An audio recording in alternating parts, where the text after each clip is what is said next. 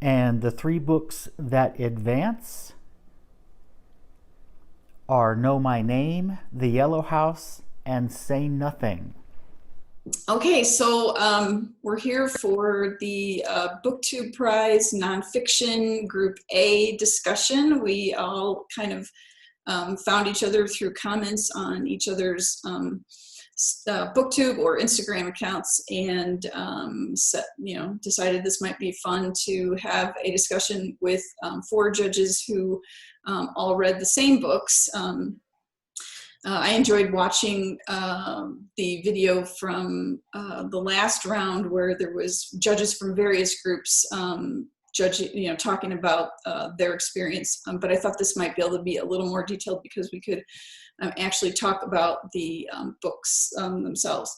So I thought we would start off. Well, first I just wanted to say that in case you haven't heard about the Booktube Prize or you want more details about it, I'm going to link down below. We'll all link down below in our videos.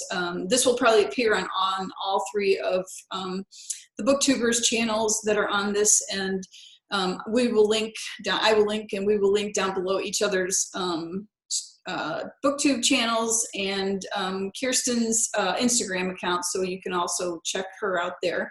And we'll go through some introductions, but I just wanted to say I'll link things for the Booktube Prize announcement down below, and the Booktube Prize channel, so you can know what this is about if you don't know. And but it's sort of the common readers of Booktube and the commenters in underneath Booktubers, or anybody who's part of the Booktube community on YouTube. And we, Robert of Barter Hordes started this idea of doing a book prize instead of the sort of famous book prizes, the Pulitzer National Book Award. This would be something that was more of the common readers on Booktube and their judging of books that were released in 2019 in the US.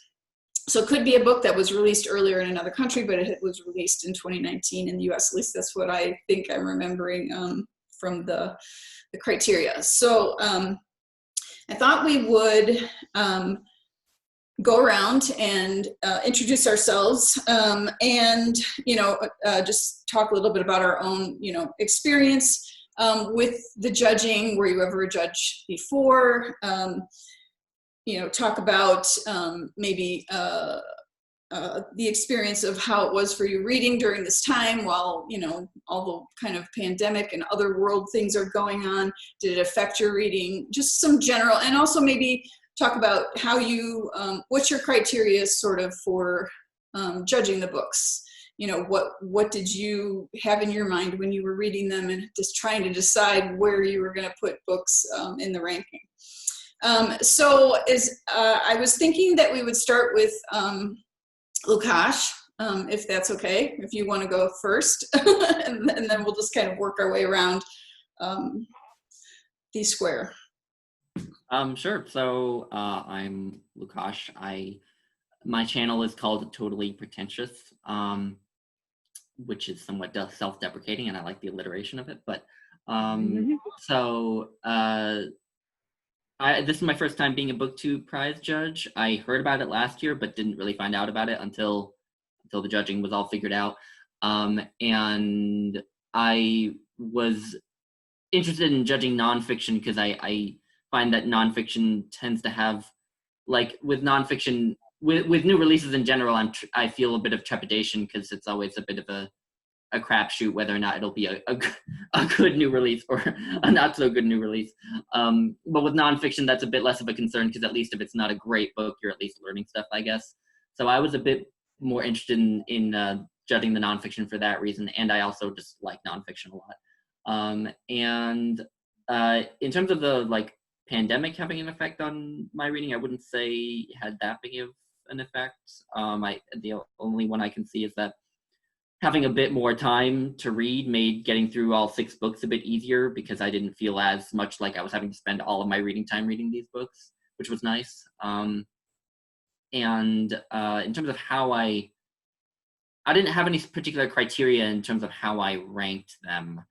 I guess I relied on a kind of ill-defined combination of how much I learned, how well written it was, how engaging it was to read, and yeah, just sort of again, ill-defined combination of those, with ideally an emphasis on how well written they are and how good they are as books, divorced from necessarily how important the content of the book was. Yeah, I guess that was my vague criteria. Yeah. How was your experience with just being a judge in general? Did you enjoy the experience? Did it actually other reading? Yeah, no, I liked it. I mean, even the books that I didn't like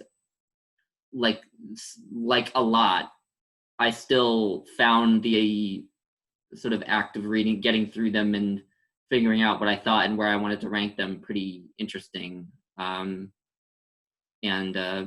Yeah, I mean, I think I felt like I was a bit lucky in terms of the books that I got, because none of them were super long in this group. I feel like some of the other groups had like 500-page books, and I feel a bit lucky in that regard.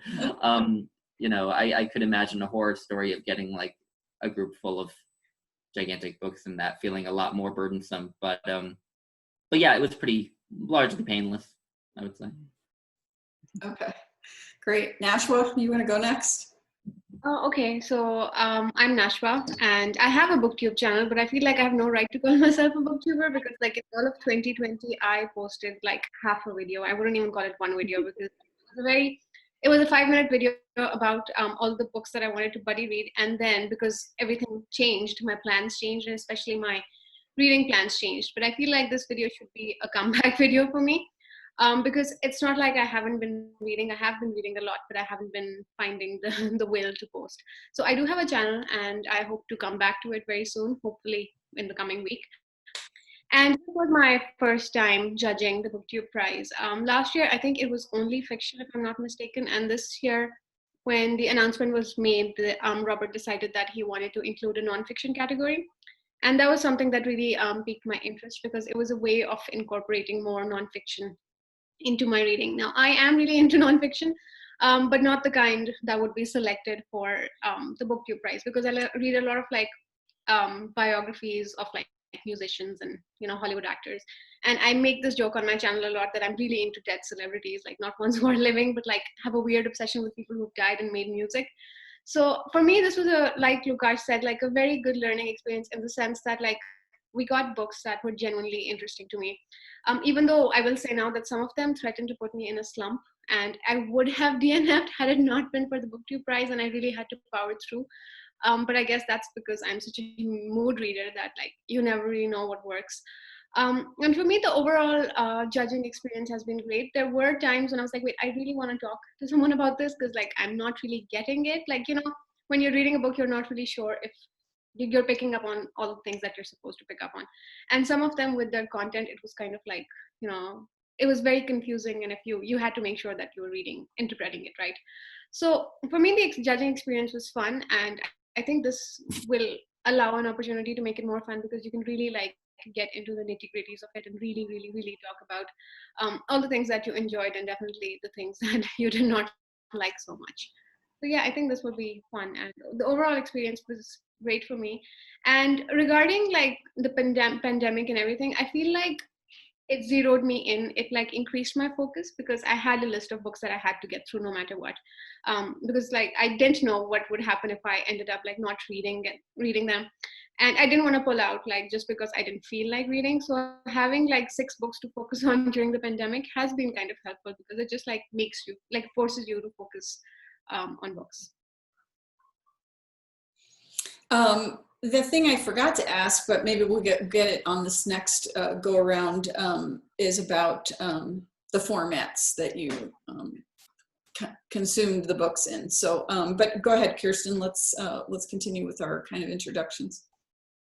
My name is Kirsten, and I don't have a Booktube channel. I'm just a Booktube appreciator and commenter. And I found it accidentally, happened into Booktube last fall. I guess, and just really enjoyed being involved with it.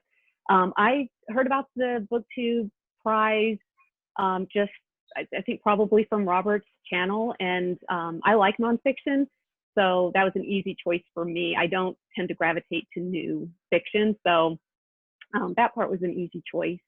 I really enjoyed the process. One of my kind of great pleasures in life is kind of thinking I'm not interested in something and then reading a book and finding it really interesting. So, so I'm pretty open to most nonfiction, because either I know I'm going to like it and I do, or I may not think I'm going to and I end up. And so it was a really good experience. I enjoyed it. Did how did your reading experience go as far as like being affected by what's going on with, did your reading go pretty smoothly, or did you struggle with any, kind of getting it done in the time frame or any of that? No, it's been fine. My reading has been fine during this time. I've been really glad to have it. Participate again? I think I will. I'm doing the next round, so I'm ready for okay. that. So I'm doing that, and we'll see how it goes. But I would definitely consider doing it again next year. It's great. Well, Nonfiction again. It's been nice.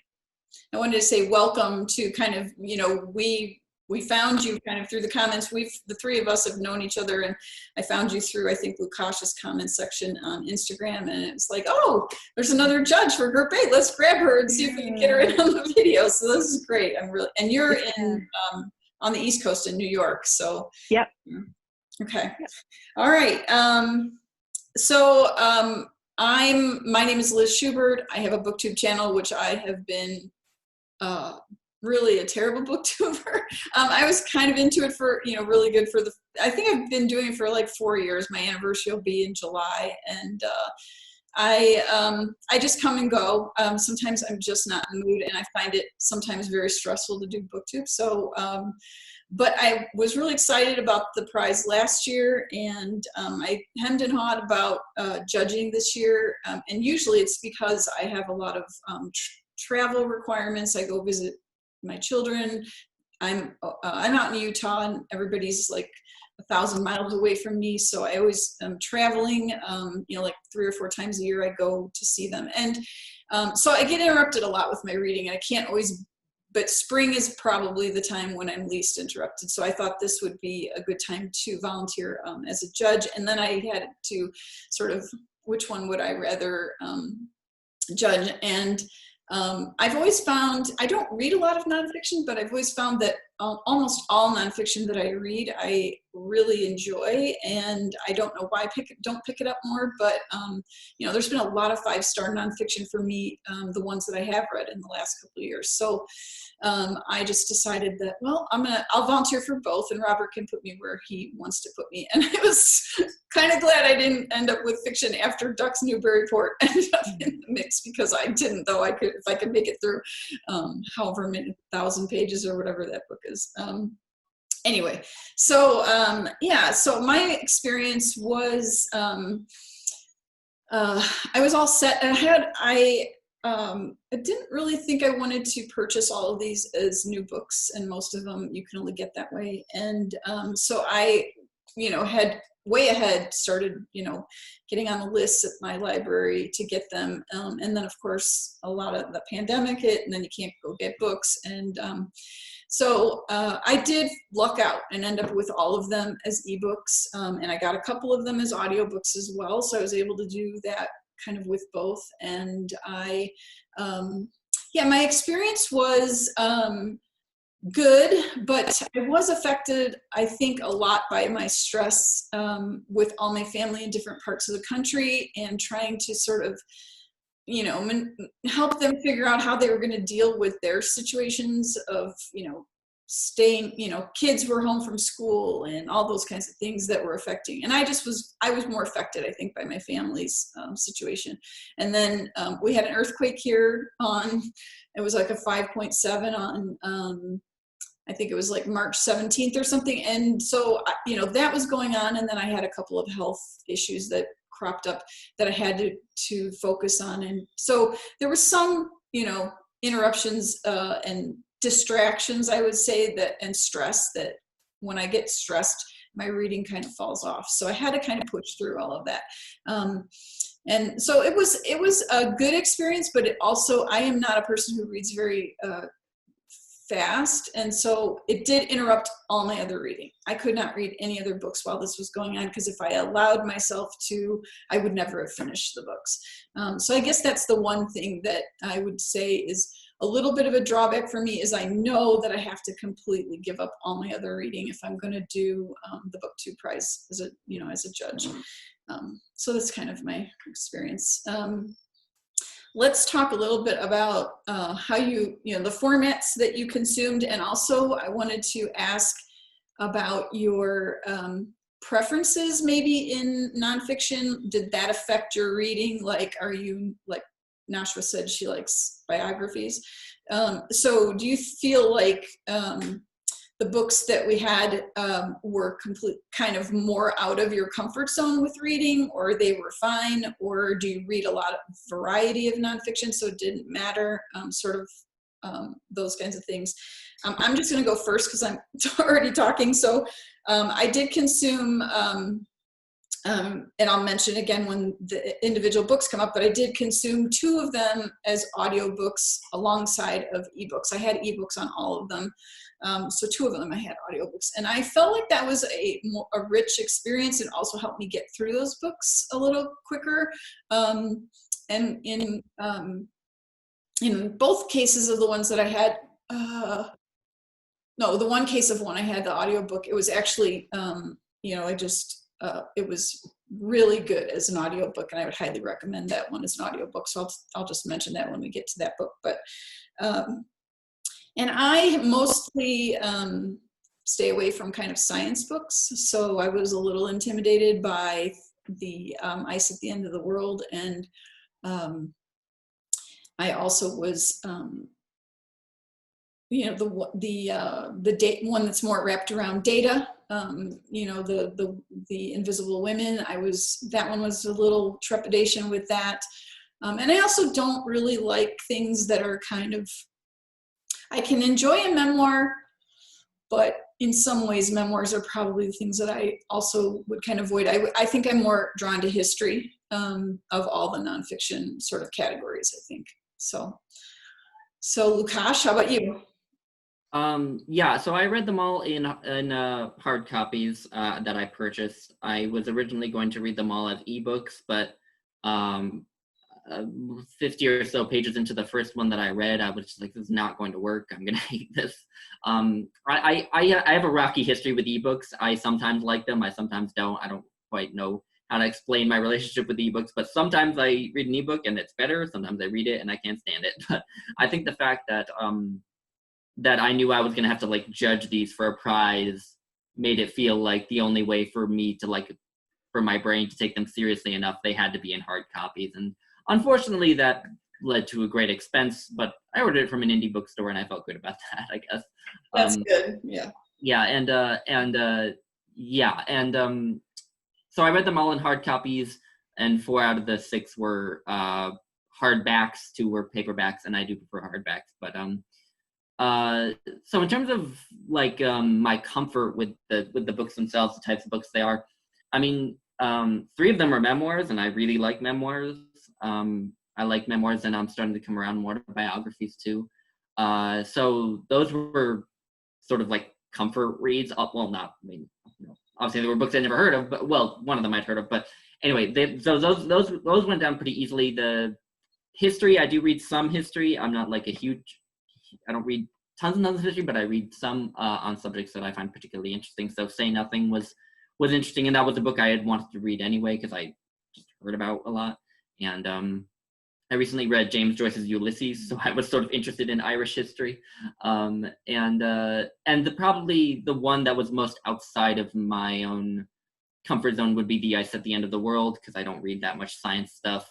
But that also almost at times did read like a bit of a history book, so that ended up not being a huge issue. But that was definitely the one most outside my comfort zone. And then Invisible Women too was kind of inside of my wheelhouse, because I also read other just general nonfiction that's not history or memoir or biography. That's just sort of, I don't quite know how you would categorize a book like Invisible Women, but that are about sort of more just general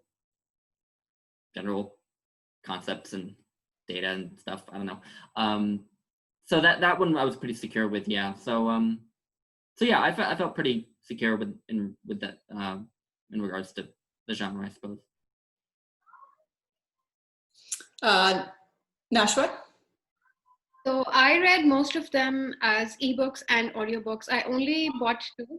And this is interesting because one of them I read last year and I really wanted a copy of it because I liked it. So I purchased that and I bought one specifically for the price, but that was the one that I ended up listening to on audiobook because physically it was too much information. I couldn't get into it. So most of them were sort of ebooks, and I split between the ebooks and the audiobooks. Some of them I struggled with getting into the audiobook. I think we'll talk more about that specifically when it comes to which book it was, because I couldn't get used to the accent, and it was sort of like making it harder for me to actually understand, what the author was trying to communicate. So for that, I switched to the ebook. So most of the reading experience was between ebook and audiobook. The only one that I actually ended up reading physically was Know My Name by Chanel Miller, because the first time I read it as an ebook, and the second time that I ended up reading it as a physical copy. And as far as the content, I think like both of you said, the scientific ones were really the ones that it was harder for me to get used to because it's been a while since I was in school.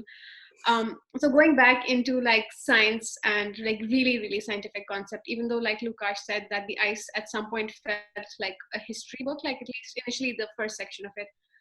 But I feel like even then I was kind of thrown off by the scientific concepts in it because again, it's something that I don't read much of. It's something that's kind of, not really comfortable to me. I don't slide into it easily. So I think the memoirs and the memoirs and the historical political book, which was Say Nothing, were the ones that were easier to consume because Say Nothing is also, I would consider it more political. And that was easier for me to consume because of what I've studied in university, which is international relations and politics. So yeah, the initial 4 were the memoirs and Say Nothing, which I found easy to consume. And I struggled a bit with the scientific ones, which is the data one, which I have in hard copy, but I couldn't get into it because I felt like there were too much facts being thrown at me and numbers. And I was like, okay, I need someone to tell me these things in like a verbal way, which is why I switched to the audiobook. Kirsten? Yeah, so I do usually probably 99% of my reading comes from the New York Public Library in hard copies. So not having that option available to me, I just went ahead and purchased all of them except the one that I was least drawn to. That one was available on ebook at the library, so I just did that one on ebook. But the rest I did is I purchased the copies, regular copies. So. I think how interested I'm pretty open with my nonfiction reading, so these all felt pretty, within my comfort zone. I knew I'd probably enjoy them to one degree or another. So. Good. All right, I think we'll move on to the books. And I had thought maybe, somehow I mistakenly thought we were going to get kind of rankings, but now that I remember, they don't do that till the last part of the prize, judging in October. So we only know that which 3 went through and which 3 didn't. We don't know in what order they were kind of ranked by all the judges. So I guess I think I'm going to just pick a book from what we know didn't go through, and we can talk about those first, and then we'll talk about the ones that did go through. So I think Lukash and Kirsten, you have physical copies, so you can actually hold them up for us because I don't have them anymore. I don't have them at all. So let's start with, I think I want to start with Invisible Women. That was one of the books that didn't make it through. You've all got it. Okay. I don't really have, so this is I was trying to just real quick look for. Yeah, I was trying to do that, but I don't think it fits. So. Oh, yeah. There we go. Oh, there you go. Okay, so it's by Invisible Women, Data Bias in a World Designed for Men. by Carolyn Criado Perez, which came out in March 2019. And it has won a couple of awards. I'm not sure if these awards are US or, because I have a feeling this was published in the UK maybe the prior year, and then it was published in the US. I'm not sure, but the awards that it won, winner of the 2019 Financial Times and McKinsey Business Book of the Year Award. I don't know if that's a US prize. And winner of 2019 Royal Society Science Book Prize. So my guess is that is from the UK. This is a book about how data is used in our modern world, and how data has affected things that affect our lives, and how the data has been biased towards men, you know, and basically kind of what the author, you know, makes of that, and, you know, kind of goes into like detail of all of that kind of the effect of it. I think Nashwa, if you don't mind going first on this one. Got less than a minute. Okay, we had a little interruption for restarting the meeting, so we might be in a different order in the screen. I don't know if that changes for everybody or everybody sees it the same way, but anyway, in case that's noticeable. All right, we were talking about Invisible Women, Data Bias in a World Designed for Men, and we'll each, I guess, talk about it and just a little bit, or whatever, however long you feel like you want to go on, and also give what your ranking was for this, so we know what your ranking was. So this is kind of your ranking reveal. Okay, so I think I said, Nashville, why don't you start with this one? Okay, so this one actually made it to my top 3, and this one was my number 3. And it was strange because I wasn't really into science, as I said before, like scientific subjects, but compared to the other 3 books, I thought this one landed much stronger for me. And I based it solely on what I learned from it and how much I related to it. I think Liz in the beginning asked that how did you rank it, or what was the specific thing that made you decide, or something along those lines. And I always feel like, for me, this judging process has been very subjective, because I, of course, have a different experience, reading experience, and what I like more than the rest of the judges. And I feel like that's going to be the same for everyone. So there might be like some memoirs which are very family-based, which connected more with people who read or enjoy that kind of stuff. But for me, I really like this one because the experience that I had with this one, that I bought it and I wanted to read it as a physical book. But then when I started reading it, I realized that this was kind of confusing, because it's giving me information upon information, and it's telling me all these things in numbers and percentages and things like that. And I'm like, I think someone needs to tell me these things verbally. So that's a better way for me to retain information, because even when I was studying and things like that, like I need either a visual or like a voice so that I can understand it more. And I feel like that's easier for me to understand, like numbers and things like that. So yeah, I did that. I switched from the physical book to the audiobook. And I think that was enhanced the experience for me, because firstly, it's narrated by the author herself. So that was an additional plus point, you can say, because I always find it better when the narrator is the author of the book, because that just, they know what to emphasize on. They know like which information needs to be communicated in what manner. It all really works for me. So that was the first thing. And another thing that I noticed was that from the beginning of the book, the author was basically talking about her own experiences and how involved she was in some of the policies and data changes, especially in the UK government, when she mentioned certain things that she advocated for that. So I thought, okay, not only is she presenting information that she's learned, but she's also an active part of it, which for me as a nonfiction author is huge, because you're not just telling me from studying it, you've experienced it, you've lived it. This is something that I found a little bit of a mismatch in other memoirs, which of course I'll talk about. But for me, the author being involved in the research process was really, really helpful.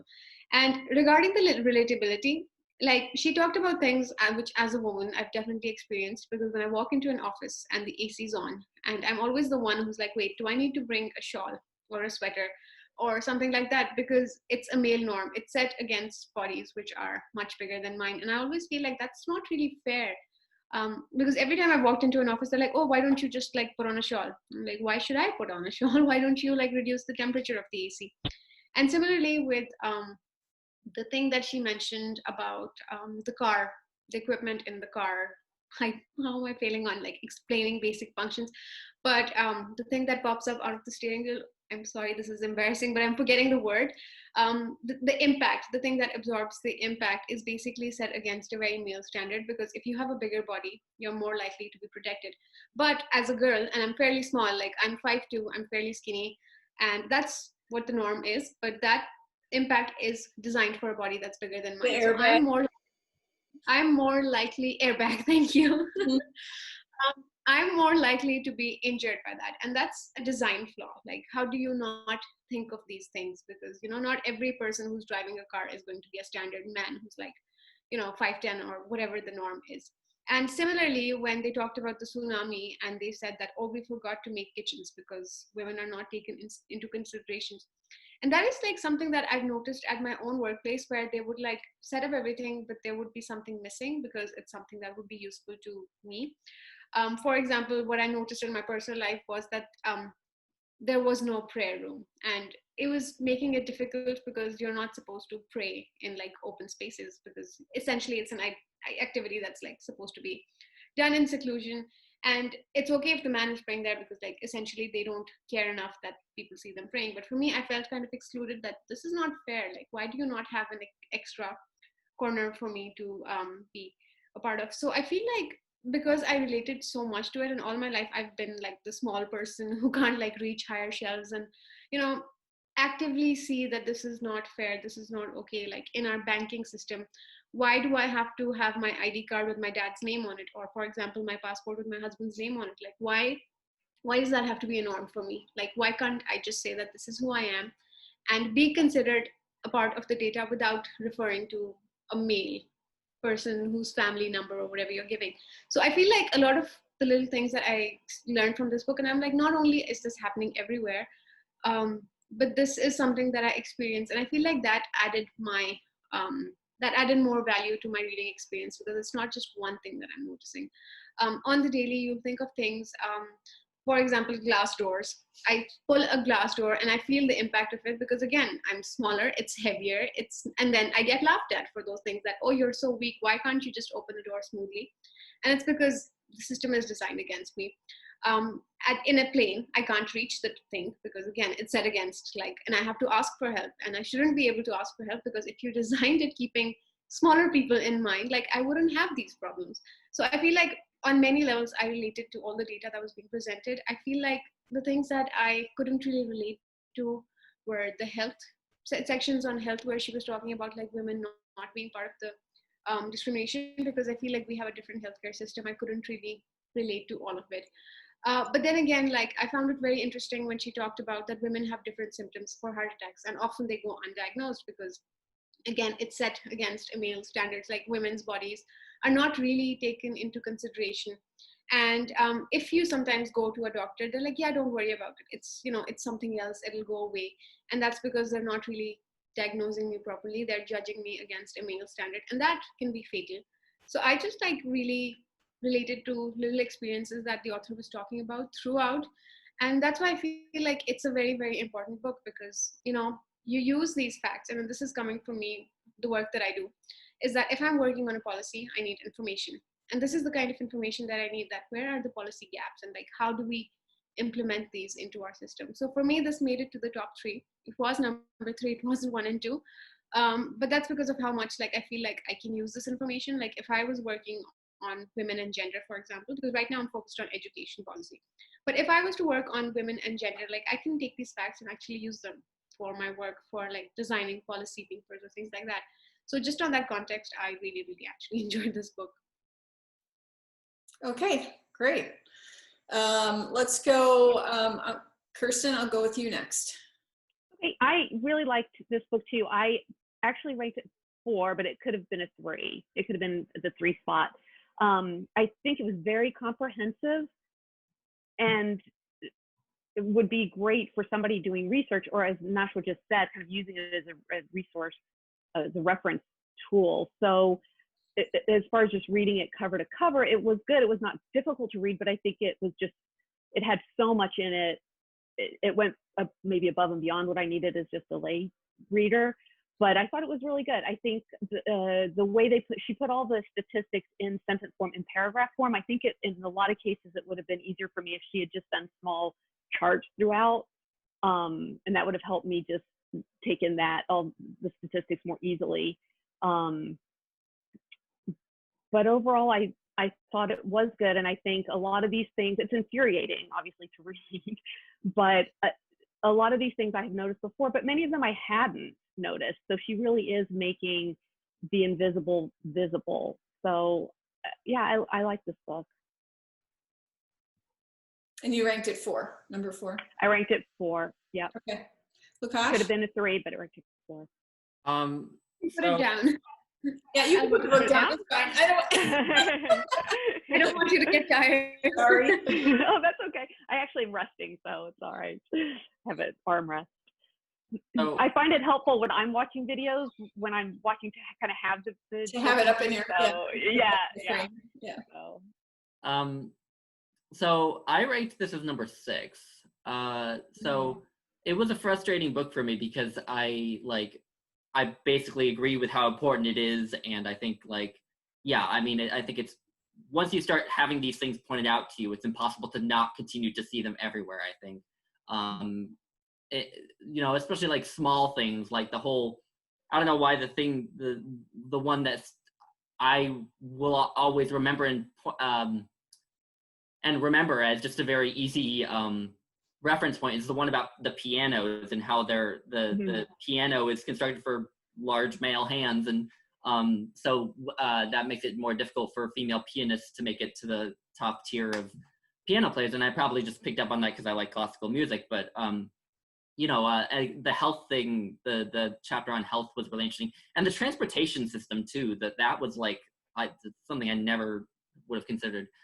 So I realize how important it is, and I'm sort of glad it exists in that regard. The reason that it was at number 6 for me there's actually 2 reasons. One is that I really I think Kirsten touched on this, where I feel like a lot of it could have been conveyed in graphs and charts, and that would have also, I think, made it a shorter book. And my big problem was that this book was basically a 300+ page info dump. There was no beginning, middle, and end, or argument that built. There was no argument that built from chapter to chapter. You could read any one chapter individually and not really miss any sort of context, and that just makes it really tedious to read, where you're just going from one area to another. And that's also, I think, why it would make a good reference book, because you can sort of think, well, how does this apply to place of employment, to politics, whatever. So there was that, and that made it a bit frustrating to read. The second point was kind of specific, and it was that I started to suspect at one point that the author may not have been as attentive when reading her sources as maybe she should have been. So if you don't mind my going a little in depth on the one particular instance where this happened, because I study psychology, so and the citation she makes touches on a psychological study, and so it's on, if you're at all curious about where I'm at, it's on page 171, where she cites this study, the study from the Norwegian Business School, and she says that they, quote, identified the 5 key traits: emotional stability, extroversion, openness to new experiences, agreeableness, and conscientiousness of a successful leader. Women scored higher than men in 4 out of the 5. So, and the way she interprets the study is that women are interpreted as not being as suitable leaders as men, but in fact, this study suggests that they are better leaders. Now, there are a number of those 5 traits are the big 5 of personality. I don't know if y'all have studied psychology much, but so the big 5 of personality is this sort of 5 personality traits that underlie much of human personality. And so they're not the 5 only traits, but they're sort of the 5 traits that underlie a lot of other traits. And so for her to take them as the 5 key traits of a successful leader is sort of a misrepresentation. These aren't the 5 key traits of a successful leader. They're just 5 personality variables. And they also weren't identified by the Norwegian Business School. They were identified by a few different psychologists independently in the 20th century. And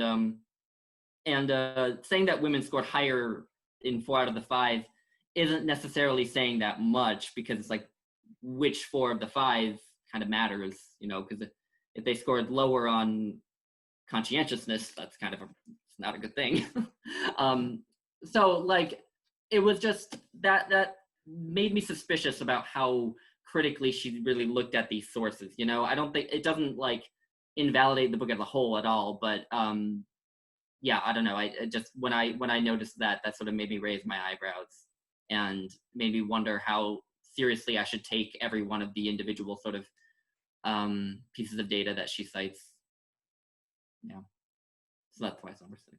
Okay. This ranked number 5 for me. I think, so in my order of kind of reading, this was the second to the last book that I read, and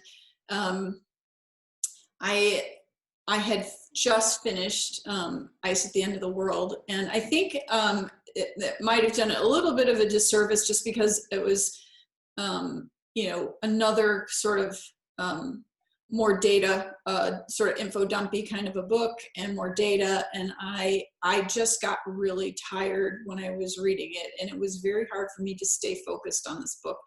The first couple of sections, you know, the one about transportation and also about women, how hard it is to just always feel threatened, that we can't just be in the world without always worrying about, you know, if somebody's there that might attack us, or, you know, sexual assault, or, you know, and then just was very interesting about the caregivers, how much, you know, she emphasizes very much the non-paid work that women do, all the work that we do that is just looked at as kind of a given, that's part of your world as a woman, that's the work you're going to do. You're going to take care of children. You're going to, you know, a heavy amount of child care and adult care when all the parents get old, and all those sorts of things. So I found all of that very compelling, but I did also find that I was not wanting to pick this book up a lot more than any of the other ones. I just couldn't keep going back to it. And that could be fatigue just from it being towards the end of the reading of all of these books, and also from any of the other sort of personal things that were going on. But yeah, this ended up being number 5 for me.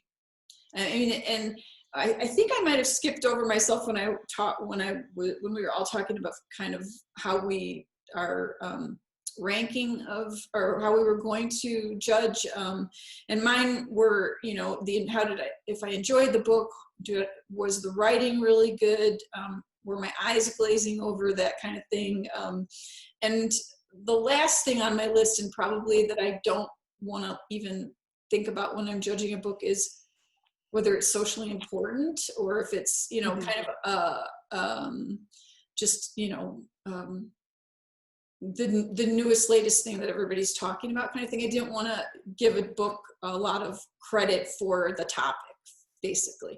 But I do, like you said, it's an important topic. I just felt like it was not interesting enough in the reading of it to keep me there. So I think that was kind of why it ended up there for me. Can I ask one question of you all?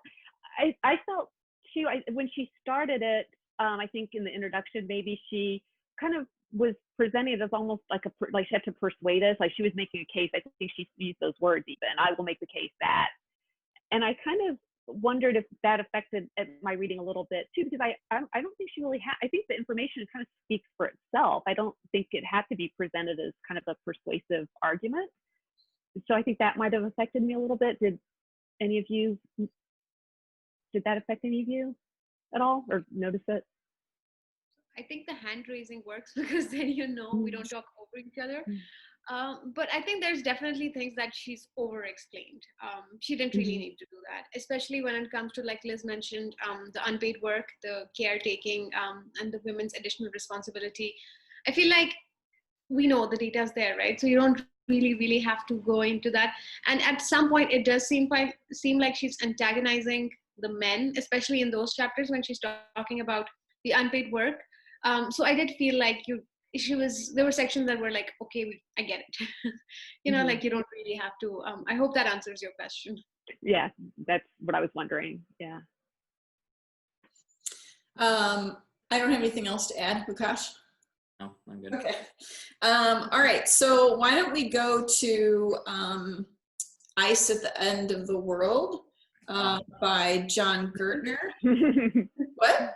I'll hold this one up. Oh, okay. Okay, let's see. And so this was a book that explored, I meant to go look up kind of what their actual, like on Goodreads, like what category they fall in, but there is a lot of history as this book looks at the early explorers that explored Greenland, and then also goes into the science of global warming, climate change, and how important the ice is that's at the polar caps and in Greenland to what's going on. So that's kind of a little bit of a blurb on it.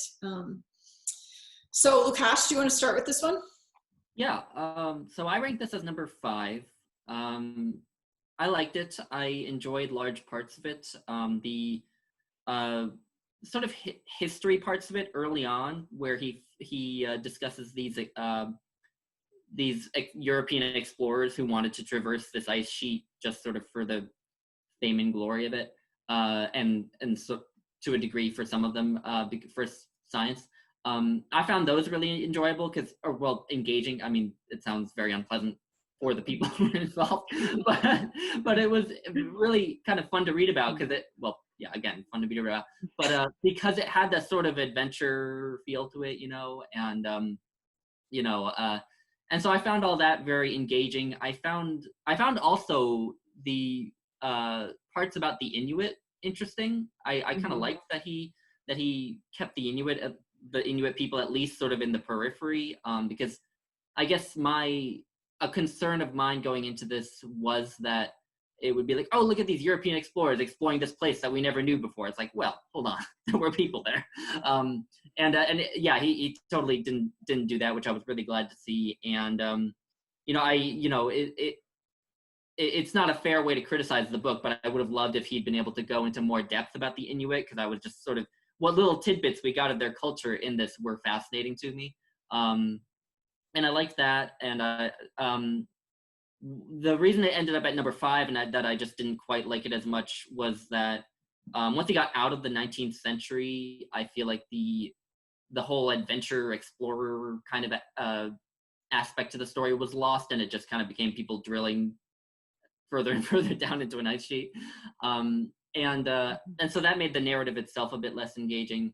And the other part was that I don't think he actually explains all of the science of this glacier and all the scientific knowledge that we have about it as well as he could have, or in as much detail as he could have, he sometimes is just a bit more vague about certain processes than I would have liked him to be. There were a few points where I was reading where I was like, okay, well, it's a good thing I remember. It's a good thing I read Bill Bryson's A Brief History of Nearly Everything not too long ago, because I remember vaguely what he means when he says isotopes and all these other things. So I just didn't think he went in as much depth as he could have on the science part of it. So that's why it's at number 5. I didn't dislike it. It just wasn't as good as it could have been, I suppose. Yeah. Okay, I'll go next, because at least I'm next in the square so that I can see. This was the book that I started first of all of them. I had it on ebook, and I felt a connection right away because I had been reading a little bit of Viking things for Sagalong, and had read, there was a book about Vikings, something drowned, the drowned king or something. Anyway, so I felt a little connection where I could have had like a inlet kind of, because he touches that right at the beginning, just briefly, but it helped me. And I also did really like the kind of history of the explorers, and knowing, I knew nothing about Greenland other than that little bit I had. And so it was interesting. I spent a lot of time on Google Maps, and I spent a lot of time zooming in and out of Greenland. I looked up the explorers and read more things about them. It engaged me a lot.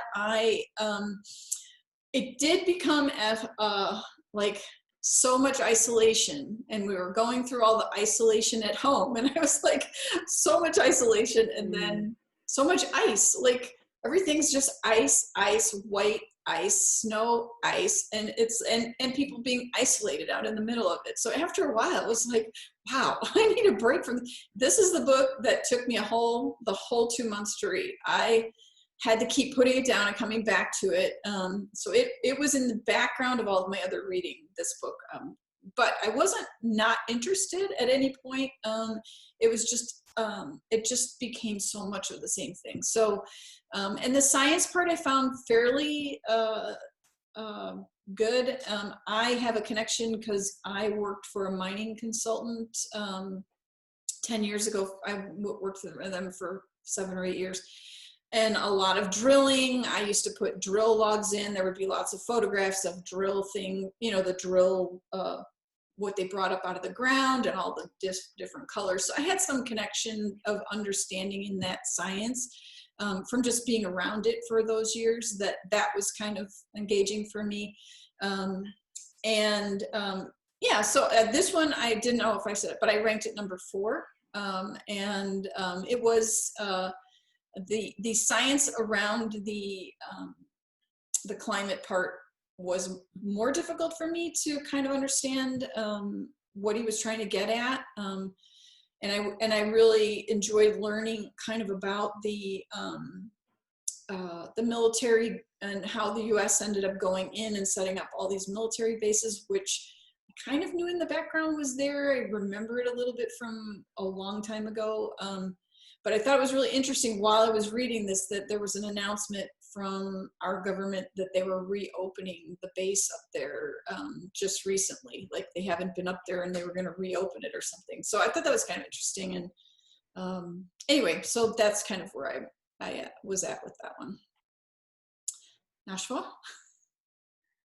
For me, this was number 5. This was one of the books that almost like threatened to put me in a slump just because of the sheer information that it was there. And as much as I enjoy nonfiction, I feel like for me, if it's narrative or if like the author's voice can be heard, just not just the information, then I tend to enjoy it more, because there were times when I felt like I was studying for an exam, because it was just pages upon pages upon pages of information, of history, of science. And I'm like, how much of this do I need to remember? Because for the science part, like I'm not really into scientific books. And it's funny that Lukash mentioned Bill Bryson's like a short history of nearly everything, because that was another book that I kind of struggled with for similar reasons, because it just tended to be very information dumpy. So this was one of those books where I was like, okay, how much of this do I need to know for me to understand the next section, because it just seemed to have like a lot of information.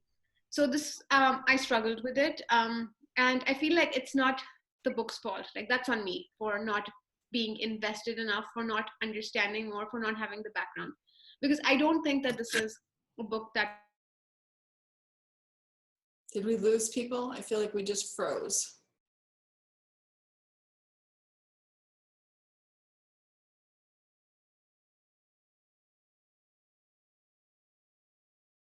Women, like there was a section where like she talks about herself and she's like, this is what I did. But I feel like in this entire book, I didn't like hear the author's voice.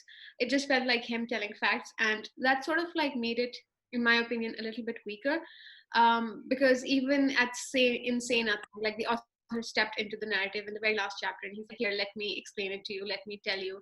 And I feel like that was something that was kind of missing for me from this book, because in the beginning, when we read the prologue, we know that he's there, like he's going on all these journeys and he's doing all the research, and there wasn't a point when I feel like it would have benefited for like a layman like me to a laywoman like me, to have like the author explain it in a way where, like, you know, it's easier for me to understand. But those are my criticisms. But that being said, I did enjoy the initial, like Lukash said, the exploration part and the history of it, and the focus on the Inuit people. And you realize like this is a form of, I'm not sure if it's like colonization, but this is definitely you're benefiting from someone else. For example, all these explorers would go and they would go with their own wives, but that wouldn't stop them from like taking the Inuit women into their own and like having children with them, and, you know, just sort of like disrupting their lives and kind of taking from them, which they really didn't need to take, like bringing back artifacts that were sort of sacred to them. So I feel like there was that aspect of like definitely taking advantage, and it sort of ties into all this history of how they've been treated over time. So I feel like the first section for me, the historical section and the aspects of history and the adventure, those are the ones that I enjoyed. But I feel like once the science hit, I was very, very lost. And I was like, okay, I need to get through this. And for me, it was just like, I don't know how much of this do I need to retain for me to actually understand. And I feel like the thing that I was really, really looking for, like the science behind why the ice caps are melting, why is the temperature rising, like how is this related to what's happening like in this day and time, like in a very contemporary way. And I feel like for me, maybe it's because of not knowing enough that I kind of missed that part. Like I wanted that connection between how the adventure started and like the history of it, and okay, this is what's happening today. So yeah, those are my thoughts. So I don't know if I mentioned this, but this was number 5 for me. Okay, Kirsten. So yeah, it was number 5 for me also. I didn't know anything about Greenland going into it, so I came out of it really feeling like I've learned quite a bit, which was great. I could have used more pictures. Actually, it would have been a perfect book to have that middle section with, you know, a bunch of colorful photos. I would have, and even more throughout the chapters, I think would have helped a lot. I think it felt a little bit of an identity crisis, because it was a kind of adventure and history for that whole first part, and then it turned into something a little different at the end. And then it turned into, which I guess in some years in the future, that will also be part of the history, but it just felt like a very different, he'd written it differently than the first part. But I thought there were a lot of really interesting characters in it, and I wonder what this story would have been in the hands of like a Michael Lewis, who wrote Moneyball. I don't know if you've read any of his stuff, but he has a really, really great way of taking these crazy topics and really giving great narrative, bringing out the characters and telling a great story that way. And I wonder if a subject like this might be, he might do a really good job with it and just make it a much more readable, I think, a much more kind of human interest, and getting, because I thought there were a lot of great, really interesting characters in it. And I'm not sure he played that up as much as he could have. But yeah, I liked it. I feel like I learned a lot. So.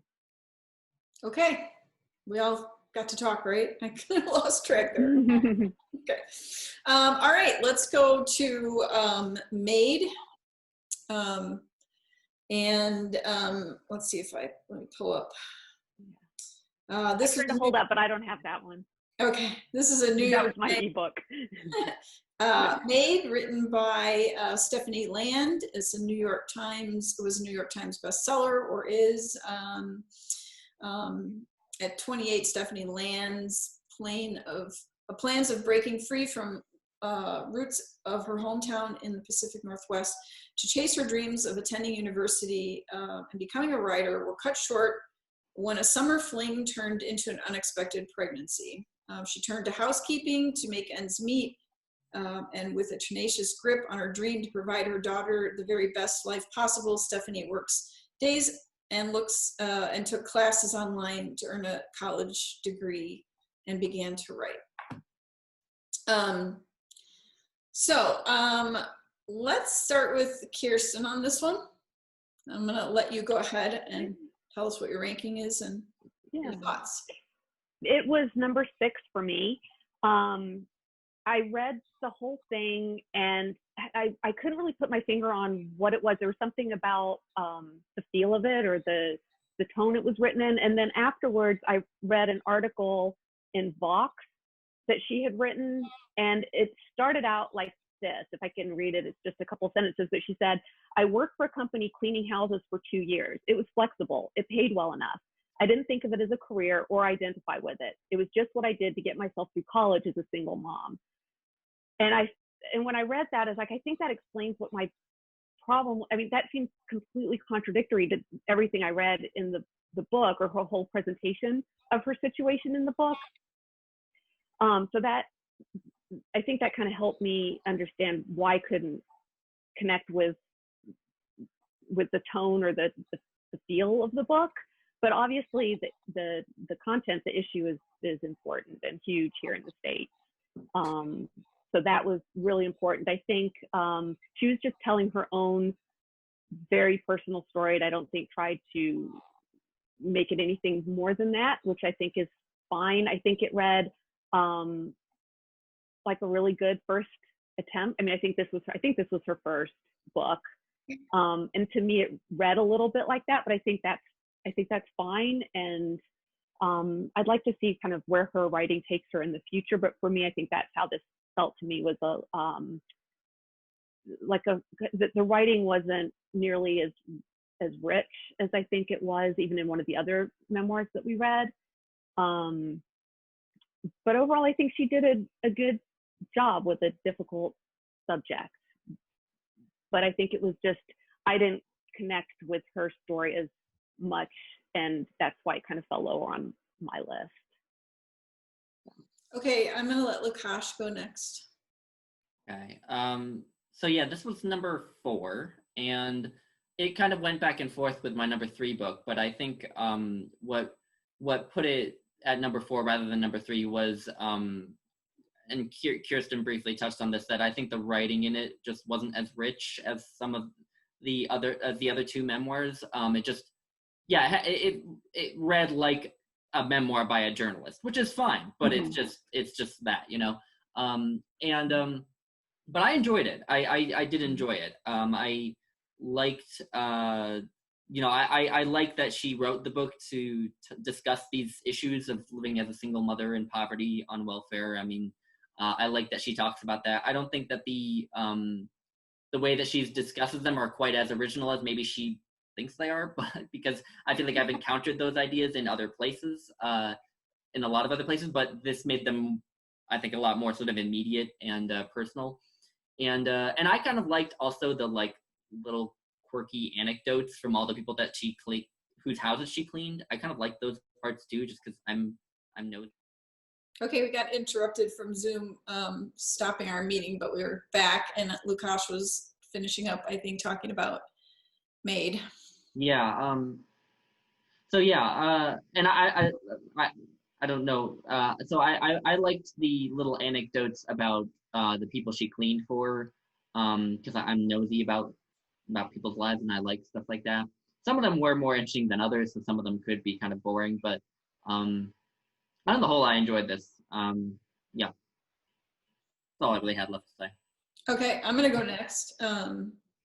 We'll leave Nasha for the last one. This I ranked at number 6. I think it's interesting. Well, I'll talk about this in a minute, but or after Nashua. But anyway, I ranked this number 6, and I read this. I think it was the second book maybe the third that I picked up, and it was the fastest, I think, of the reading for me. Not as obviously, it's a memoir, and not as obviously have a lot of hard concepts or anything. Well, first, just a little bit of relevance. I was a single mom in the 80s and early 90s, and had I struggled a lot with being able to meet my bills and all of that kind of stuff. There was plenty of weeks that we only had like, $20 for food for me and the kids. And I struggled a lot with, cars breaking down and all those kinds of things, trying to get to work when it's a 40-minute drive, and very kind of similar. So I felt empathy for what she was going through. And I also, my daughter went, she went through a lot of this when we moved out here, and she was originally living with a group of other friends at 18, 19 years old, and then kind of started going through similar things. And I think that this is a common story. It's not as unusual as maybe she makes it seem, and probably a lot more common for people who have less privilege than white people. And there was parts of her story that I found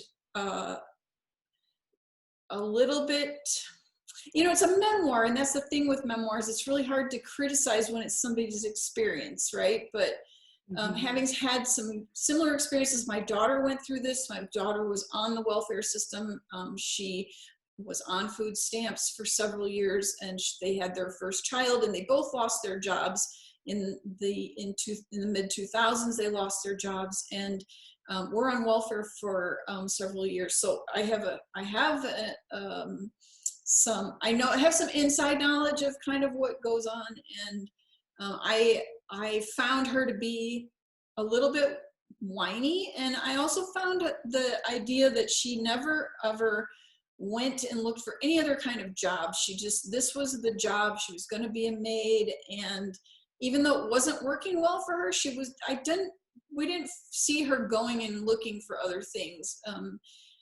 But I sympathize with, and I don't want to sound very harsh about her in general. I think the combination of her writing, which was not that, I don't know, there was something not as, like you said, rich, and her, then, there's the whole thing of her just making bad decisions. I'm like, no, that's a really bad decision. Don't do that. Why are you doing that? Why are you putting your child through that? That's not the way, with hindsight, I can see, all those things. And so that made it very frustrating to kind of witness that and hear her, and then her sort of, I'm at a point in my life where it's like cleaning and things about cleaning are not interesting to me. And it's like every description of, how much time, all the detail of her cleaning these houses. And, it just was like, no, I don't want to spend my time reading a book about cleaning. Like, that's the last thing in the world that I want to read about. And there was a lot of detail in there. And, the sort of way she set it up with each house having a name, like she named the houses the porn house or the greenhouse or whatever. And you got a whole chapter about kind of her experience cleaning that house and then the other things that are going on in her life. So overall, it almost became a hate read for me. I didn't like it. It was like, it was a fast read, but I was pretty frustrated while I was reading it. And that's why it ended up at number 6 for me. So I'll let Nashua go next. Yeah. For me, it was also number 6.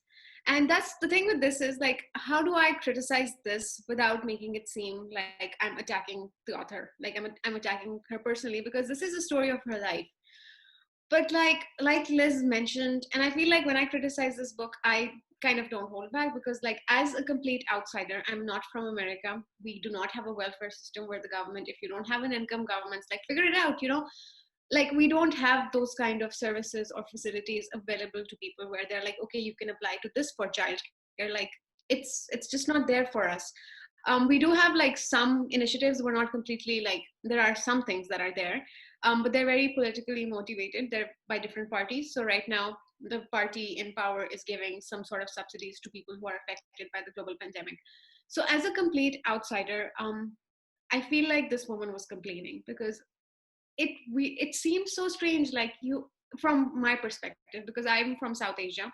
And one of the things that's very common here is to have domestic help. Like there are people who will come and help you out. And it's necessarily like it's seen as a privilege there, but this is the kind of lifestyle that it's very common for you to have house help and people who clean for you. So I feel like I approach it from like different perspective. Firstly, I think that she was complaining a lot of the times about things which I was very uncomfortable with. And I'm thinking that you are on 7 different welfare programs. And for someone who would be from South Asia, who would have like no means, no parents, they would be struggling a lot more. So I feel like just from my perspective, I was like, I'm not I'm not connecting to this. Like this woman seems like she's complaining a lot. And there were things that she was doing. I feel like I was kind of also hate reading it. And there were things that she was doing which not only were making me uncomfortable, but there were parts of it that was making me a little mad, that it seemed like there was a lot of self-pity. Like she would go to these people's houses. I don't know how much of this you agree with, but this is just like an opinion of mine. That you're going to people's houses and you're kind of judging them for having more than you, because there's a section that I read, I highlighted it on my Kindle, I couldn't really find the spot, but she's like, imagine like having so much and still having anxiety. And I'm like, yeah, people who have more also have problems. Like it's not like they have more money so they don't have problems. And there was a scene that I read that said that there was a cashmere sweater in someone's closet and I put it on and I just wanted, she longed for it. And I'm like, I understand where you're coming from, but if I was hiring someone to clean my house, that would be extremely unprofessional for you to do. I mean, those were things that were kind of making me uncomfortable, that the snooping around. There was a lady that she called the cigarette lady, I think, and she found a carton of cigarettes in the freezer and she was like, oh, I knew she had a secret. Like, I knew there was something up with her. And I'm like, that's not interesting. Like, that's just extremely invasive. And and I mentioned like my perspective because like we've had help in the past and we had people, and the way, if they were doing that, like you wouldn't really be comfortable with them and then writing a whole book about like someone's bad habits. And in a way, like Liz mentioned the porn house, that oh, someone left a pornographic magazine because oh, they knew the cleaning lady would come, so they left it there for me to pick it up. And I'm like, that's probably not why. They left it because they're messy, so like a lot of these things that she was doing, they were just like, I'm not okay with this. I don't know, it was just like giving me like a really, really bad feeling. And I'm like, if it wasn't for the Booktube prize, I would have given this up on 10%, because I feel like my perspective on poverty and maids and cleaning is completely different from what this woman is saying. But other than that, I agree with Liz that the irresponsible decisions, like I feel like when initially she got pregnant, her boyfriend said, or I don't remember if he was her husband or her boyfriend, but he said, you have to raise this child on your own. Like, I'm not there to support you. And then still, like throughout the book, she constantly relied on him. And that was just strange. Like, how are you making these decisions? And there was just a lot of like that. But I feel like my biggest criticism of this book was that what I was expecting as an outsider was an understanding of how the welfare system worked, what exactly food stamps are. And when you say food stamp, to me, they don't really make much sense, because it's probably a piece of paper with a picture of food on it. Like there was no explanation of the system of like how much, okay, you have food stamps, what is the value, like how much can you buy for it, is it enough, like the intricate details of being on the welfare system. I feel like that would have salvaged the book for me. I did not want an inventory of like what goes on in people's houses. Like, I don't care who's having lobster for dinner. Like, that's not interesting to me. I don't care who has what car. And the way that she would talk about these things is that the husband, she would see someone's husband and she would be like, oh, I wonder if he's the kind of guy who stays up, with his child at night. And I'm like, why is there so much judgment for people who are your clients? Like, I feel like this book could have had so much more value if she was not looking at it from a point of view of just like longing for more, but actually living, like being rooted in her experience and telling me more about the welfare system. There was one other thing that I'm kind of forgetting that I wanted to mention. Oh yes, I'm just curious. Because again, if I keep saying I'm an outsider, like how easy it is to get on the welfare system for a person, because I feel like if you're Caucasian, and how are you in comparison to the people who are, for example, African American, or like Latinx, from the Latinx community, from the Asian communities? Like, is it easier for you to get onto the welfare system? Like, these were questions that I was asking myself and looking up, and I shouldn't be doing that if I'm reading like a memoir. So yeah, this one I feel like if I sound angry, it's because this book I was just like done with. And it's sad because it was the shortest, like it was the easiest to get through, but it was also the least impactful. And it was like, yeah, I would have left it had it not been for the Booktube prize. So that one really riled me up. Mm. And that was something that I did wonder about regarding her, like talking about the private lives of these people she cleaned for. Like, is there some sort of, like, I mean, because like, I don't know, because I'm in psychology, I think of like when you work with a psychologist, you know, there's that, or with a doctor, you know, the doctor or the psychologist or the psychiatrist doesn't tell anyone what you tell them, you know. And I've been watching The Sopranos lately, so you know, there's the whole psychiatrist talking to the mob boss, but you know, that I doubt there's the same kind of legal. I doubt that as a maid she's legally bound in that way. But like, to what extent is it like?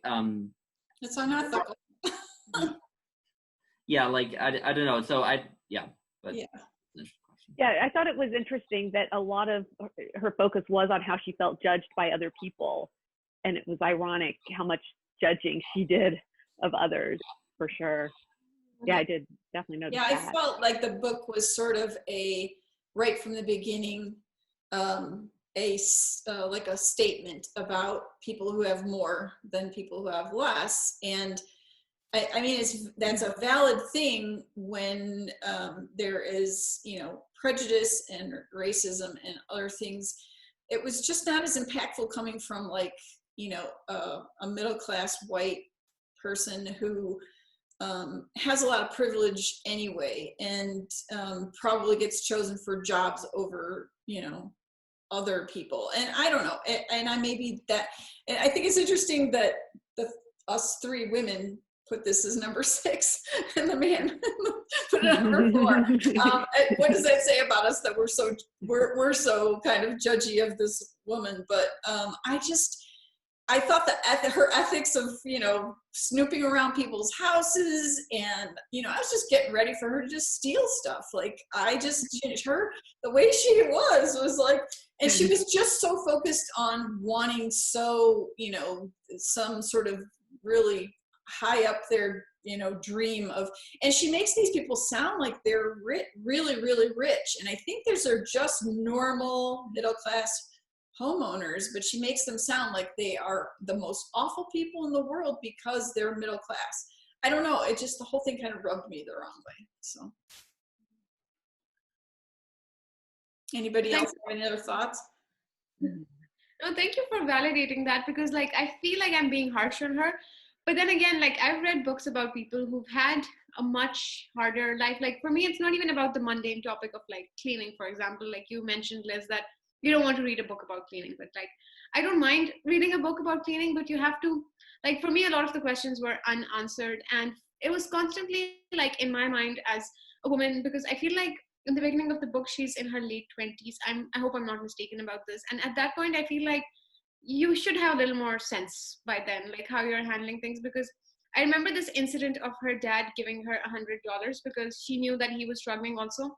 And she used that money on an expensive lunch and to sign up for a dating site. And I'm like, are you sure you want to do that? Because you're telling me that you don't have food, and like you're not really eating on a full stomach, or, you know, you're not like eating well. So there were things that I was questioning, and I'm like, I'm not, like, I couldn't relate to it on any level. And I was like, I'm not sure if this is, I don't know. It just, yeah. Essentially from a Goodreads point of view, it's like between a 1 and a 2 star. Like I got nothing from the story, and I feel bad because it's a person's life. Like, how can I possibly sit here and say that? But again, like, she wrote a book about it, which I consumed, so I feel like I have some right to voice the criticisms. Okay, do you want to move on to the top 3? Okay, let's, this is really hard because we don't, you know, pretty much know what each other, so let's just go with The Yellow House.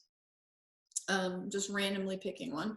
And I'm going to start with Lukash on this. So yeah, this was my number 3. I had a very strange experience with this book because about a third to halfway through it, I was I was in a similar position to where Nashua was with Maid, where I was like, if I weren't reading this for the BookTube Prize, I would probably stop reading this, because I was really frustrated with it. I felt like at times it was, at that point, I felt like it was incredibly self-indulgent. I mean, I had this moment where she was talking about how she, as a kid, would write exams for her stuffed animals or something, and I was just like, who thinks that this is interesting to include in a memoir? And I just, yeah, but then I set it aside, and interestingly, I set it aside and then went and read Maid in like 3 days, and then came back to this and sort of realized that I actually was enjoying it, because I was like excited to return to it. It was very bizarre, and then from that point on, I really liked it, and so yeah, I felt like it did what the best memoirs do, in that it like creates a world for you to feel. It doesn't just tell you this XYZ happened and XYZ is how it was. They like make you feel like you're in the world that they were living in. And I really liked that. I really liked the way it was written. It had a very like simple, spare, sort of beautiful prose style. I think that there's a case to be made that she includes a lot in it. Like there's the family history part. There's her own life as a budding sort of journalist and writer. There's the Hurricane Katrina and such, and the Yellow House itself. I actually thought it was interesting that the Yellow House itself of the title didn't actually feel like it played that big a part in the book itself. But I was fine with all that. I thought she did a good job of evoking all of them, and I mean, even just stuff like when she talks about Burundi, like I knew nothing about Burundi before I read this book, and now I'm much more curious to learn more about it. And yeah, I just thought it was a really I just liked the way that she evoked the worlds that she grew up in, and I thought, she told the different stories she told well, and yeah, I don't know, I liked it, but I mean, it was straightforward, but I just liked it in a very straightforward way like that. I don't know if that makes sense. Okay, good. I think I'll go next. So I forgot to say when I brought this one up that this is called The Yellow House, a memoir. Yeah, The Yellow House, a memoir. And it was the 2019 National Book Award winner in the United States. So I forgot to mention that. And the author is Sarah Broom, who worked, was she on Oprah magazine? I can't remember, but she's connected somehow. Yeah, so. So for me, this was my #1 book. I didn't think it was at first, and even after I finished it, I was kind of on the fence about it, and especially after I read another one. And I struggled at the beginning with this book. There was a writing style and a voice that was, I couldn't decide whether she just was really not good. How would I say this? Like, I felt like her sentences were weird, and she was cutting things off in places. It felt like her grammar was a little strange. And then slowly over time, I started to feel like that was part of her race. Like, and I'm not saying that that she could, I felt like it was intentional a little bit, like that helped you sort of be part of that world and the way that they, that family communicated. And it ended up just charming me like crazy. And I think I really struggled with how many characters are in here, trying to keep track of all the family, because there are, I think, was it 11 children or 12? I can't remember how many, but there's a lot. She has a lot of siblings. There's a lot of, her mother had married twice or 3 times, I can't remember, but there's multiple families that start ending up being together in the Yellow House. And then there's also history of her grandparents and all of the, she starts out, or I think also I struggled with a little bit of the timeline jumping back and forth between old past and present, and but This book sent me on way more investigation about Katrina and New Orleans and where they lived. And I spent so much time on Google Maps looking at that street and where the house was and envisioning all of her life and all of her siblings' lives. It became like a family that I belonged to, and I was just completely drawn in. You know, there was political things in here. There was the whole, you know, thing with, you know, how that side of town was treated versus the main part of New Orleans, how they were kind of the forgotten side of town. I just adored all of that stuff. And I just, you know, like when that book was over, I just kept thinking about it all the time. And I kept wanting to tell people about it. So it kind of became this like, all right, as much as I was not sure at the beginning, it really, really ended up being such an education for me about Katrina and about what was going on in New Orleans. And I was rooting for her and her family, and, you know, I wanted to know more about the house that they lived in and her everything. So for me, it was just really, really great. And I still think about it a lot. And I learned a lot about Katrina that I didn't know, because it kind of forced me to go look at old videos and sort of see how the whole thing was handled down there. Even though I was, you know, I was in my 40s when Katrina happened, and my kids were in high school, I think. I was so busy with life that I just didn't take the time at the time to sort of look deeply into what had happened down there. You know, I'd seen things on Oprah and other places, but this really, really gave me such a good education about it, as well as being just, it had so much heart for me, so much heart for that family, and you know, getting to know their lives and everything. So for me, that it was my number one. Who wants to go next? Kirsten? Sure. It was my number 3, and I really liked the writing. I thought it was, that's one of the criteria that I looked for in it. I think it could have been edited down a little bit maybe for me, but I really liked it. I liked her. I liked the story. I think the house was kind of an anchor for the stories. Like Lukash said, it wasn't all about the house, but I just thought she used that as the anchor, and I thought that was pretty smart, actually.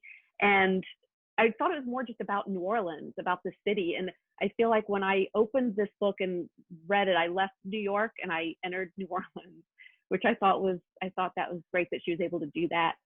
For me, I also liked what she did throughout. I noticed she would say, when she was talking about something from the past, and she would describe it, and she would say something like, well, I think that's how it was. I don't really remember, but it might not have been that way, but that's how I remember it. And I appreciated that she did that kind of throughout, and I appreciated that acknowledgement.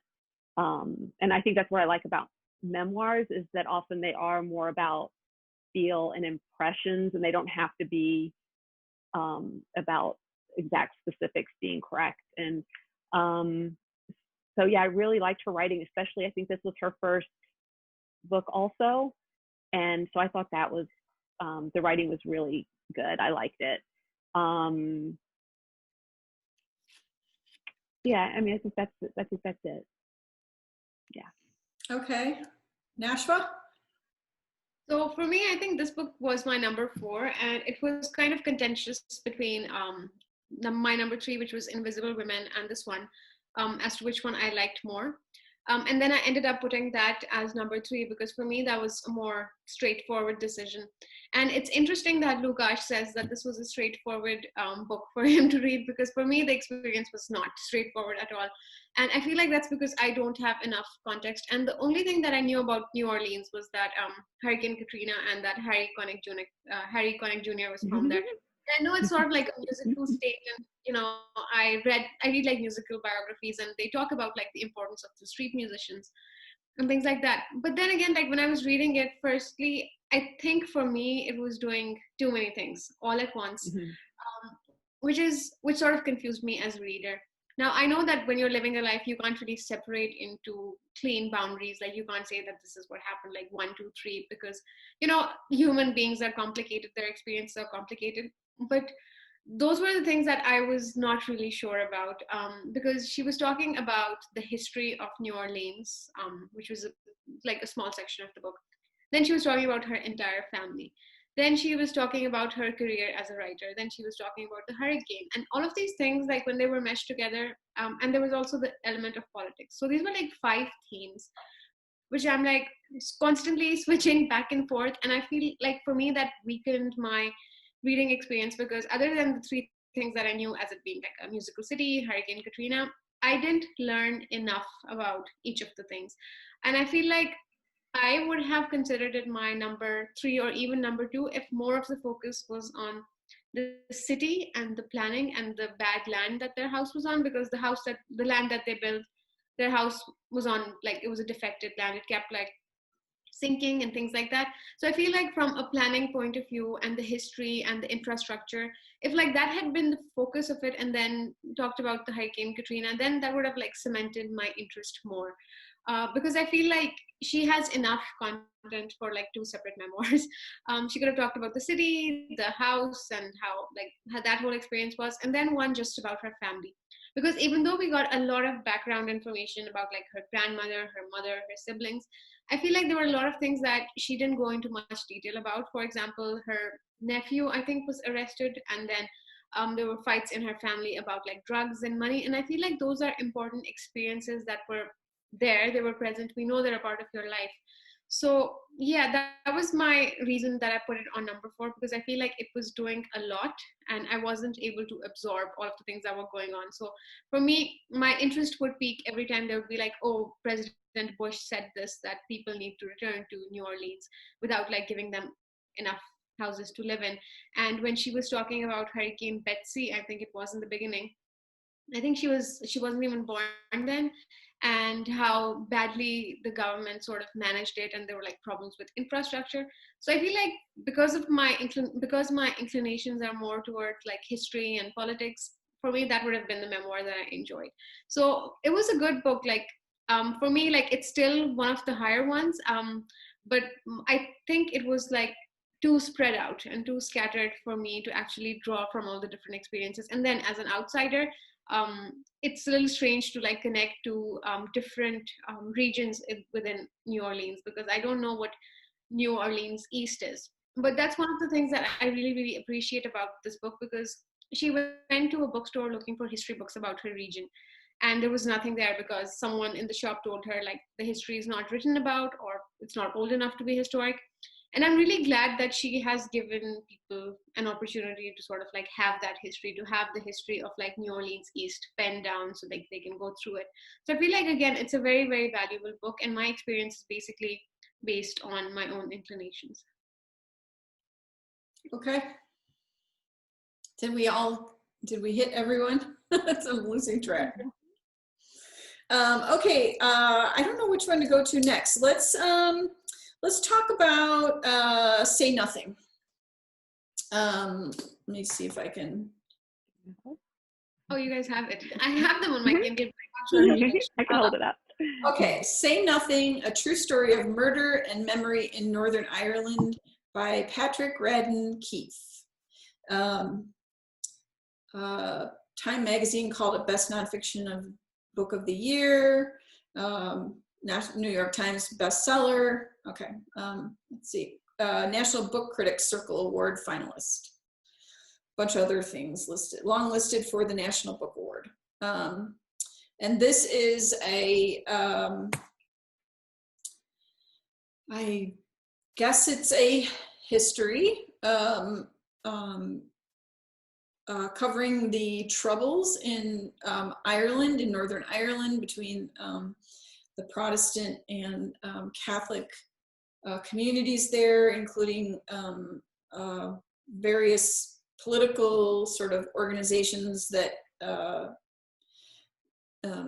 the IRA, I wanted to call them terrorists. I don't know if that's appropriate, but anyway, so about all of the troubles that went on there in the, well, it's been ongoing since early 1900s, if not earlier. And this book focuses heavily on the 70s, and then kind of, up through the current times. And it's just not a summary, but it focuses heavily on 4 kind of main characters, and particularly, I think I saw it blurbed as, about two women from different communities, but I think it, you get 4 kind of main characters that kind of end up being the focus. So I'm going to let Kirsten go first on this one. Okay, I put this one as number 1. I thought it was great, but I did come into it already interested. I didn't really know anything about the Troubles in Northern Ireland, but I was interested in it. So this is a book I probably would have picked up anyway, even without the Booktube Prize. I think he did a great job. I was able to follow it the whole way through. There were a lot of characters, and I was able to keep them pretty straight. I felt like I was able to track the story the whole way through. I think he focused on the right things, the right events, gave the right amount of detail throughout. And for me, it was a really smooth read. I think it was a pretty fair assessment, although I guess I wouldn't know that necessarily. So yeah, it was a pretty clear number 1 for me. Okay, I think I'll go next. So this was number 3 for me. I really struggled with the top 3 as far as, I really, really enjoyed the top 3 so much that it got hard to, pick which was going to be in what place.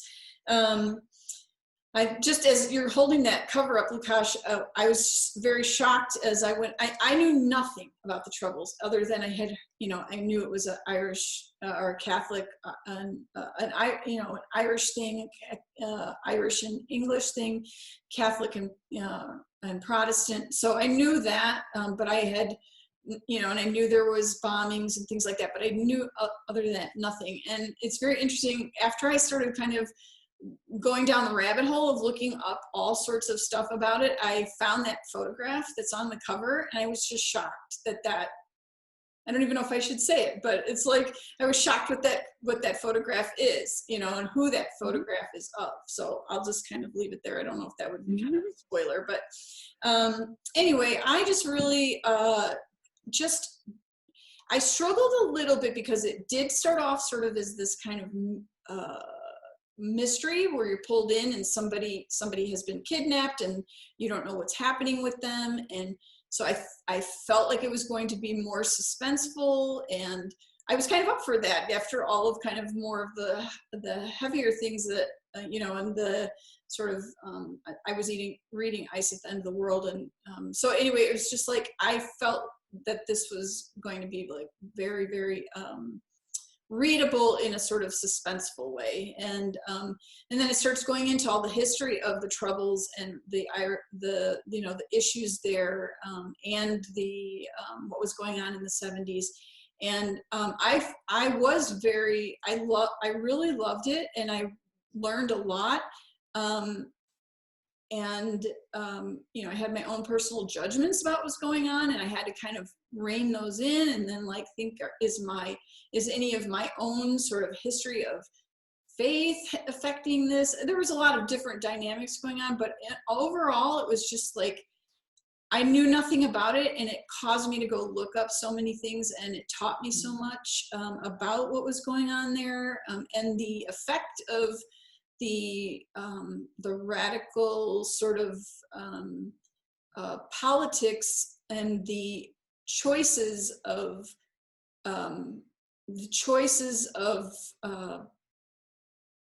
bombings and doing terrorist sort of things, and how that affects the community there and affects the city and affects people who are not part of the politics.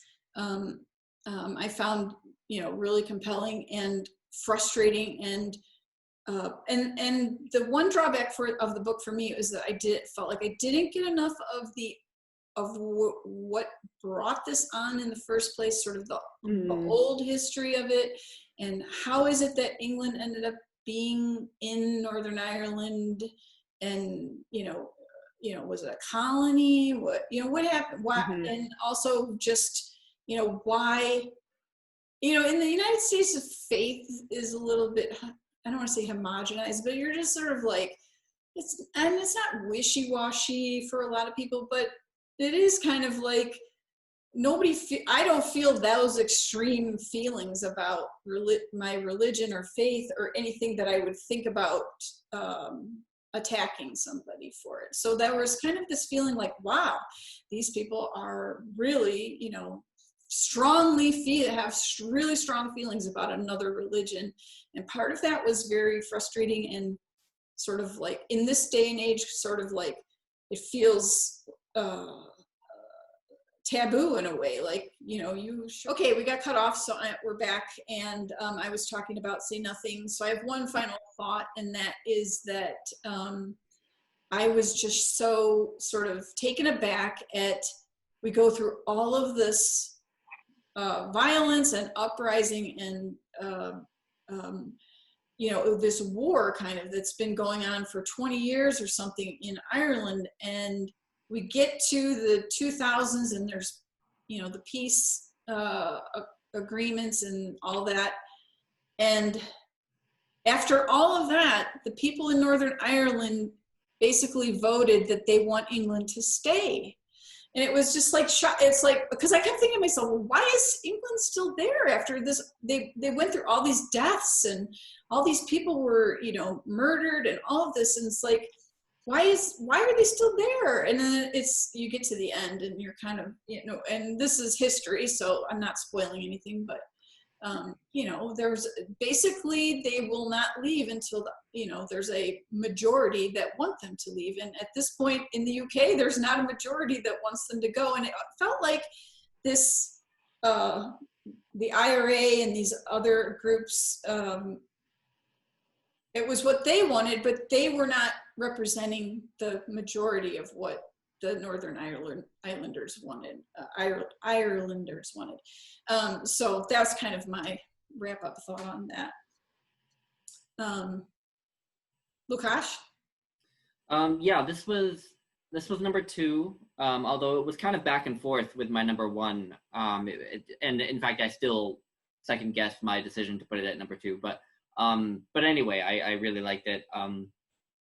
Basically, yeah, like, I mean, I obviously, I knew really nothing about the Troubles before this, and now I feel like I have a decent understanding of them. I felt like, I mean, it read like a thriller for me, really, which I just don't usually get from nonfiction. Much as I love reading nonfiction, it just doesn't usually read like a thriller the way this one did. And I was really impressed with how he managed to get that effect, to make it feel like a thriller, but still like not sacrifice context and complexity and nuance in his story. Yeah, it was just really, really good. Yeah, I don't have much more to say than that. The reason that I ended up putting it at number 2, the sort of one thing that I decided was enough to put it at number 2, just so that I could make a decision, was the one thing that maybe I have a reservation about is how he writes it. So like, he writes it very like novelistically, like almost like he had a camera and he was there and he saw these things happen sometimes. And he'll sometimes like plant actual like lines of thought into people's heads in these scenes, and sometimes dialogue too. And that bugs me slightly, because obviously he was not privy to these things, and so he couldn't have had those things. So it's sort of, I think he was doing it to try to make it more like engrossing and gripping, but for me it actually occasionally took me out of it, because like it just made me all the more aware of the fact that he wasn't there for it. And also I just feel like a nonfiction book should just succeed as a nonfiction book and not have to try to be a novel to be good, basically. But that's a small reservation. Obviously, I still really, really loved it. And that's basically all. Okay. Nashwa? So for me, this was my number one. And as soon as I finished it, I was like, unless any of the other 5 books are like something, for me, it was like almost an instant decision, because I sort of like knew the other things were not, like, I hadn't read all of them, because I feel like this was the second one I finished after Maid. And that was a huge achievement. Like, I felt like the sense of relief that I hope not all of these books, end up being ones that I don't like. So for me, like, that sense of accomplishment that I reached the end.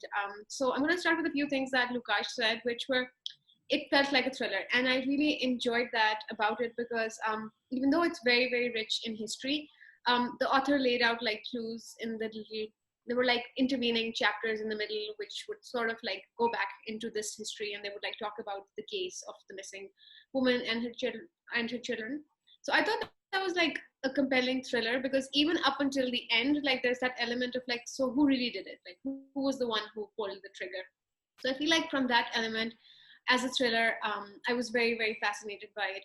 But I feel like that's not why I liked it. And I think I mentioned this before in this particular call, that I have a degree in international relations and politics, which should educate me enough on the politics of the world, on histories.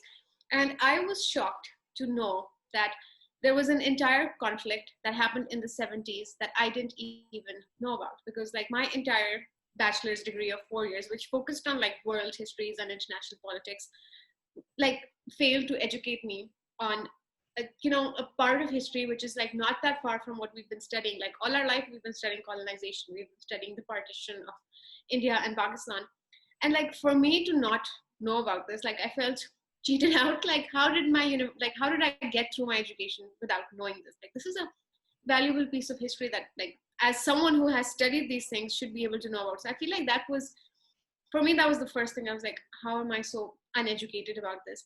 And I was discussing this with my brother, who went to university in the US. And he's like, oh yeah, there was this political movement of like Sinn Féin and all of these things. And I'm like, see, that's the difference, because if you go to school in another part of the country, they teach you things that they think are important. So I feel like from that, I had a few false starts with it. I didn't immediately get into it because of the rich history and the characters and my lack of knowledge. So before I got into it, I had to look a lot of things up. And that included me watching Rebellion on Netflix, which is basically how this whole like power struggle started, with Ireland basically asking for independence from the British. And it was set in the 1920s. So that gave me like a very, very decent grasp of the actual history that took place, that what exactly was happening. Why did the Irish like feel the need for the British to leave? And what helped me was my brother telling me that you need to look at this from the lens of the partition between India and Pakistan, which was religiously motivated for most of the time. Because I don't know if like you're aware of the history, but India was supposed to be liberated as India. And then the Muslims were like, we are not going to put up with this discrimination. Like, this is religious discrimination. And we came up with something called the two-nation theory, which would ensure a separate land for the Muslims. So I feel like when Liz said that she didn't really understand the religious extremity, if you live in this part of the region, like that's most of what our politics is motivated by. Because even now in India, like, there's a massive movement of like constantly discriminating against the Muslims living there. So I feel like once I shifted the focus of trying to understand it from the perspectives that I've been like trained all my life to look at, it made a lot of sense. And that was basically which made me fall in love with the book in a way that I will definitely pick this up again, because there's so much history in it that I didn't know that I would like to know more about. I spiraled into all these like TV shows and movies and like all this Irish literature that I should know about.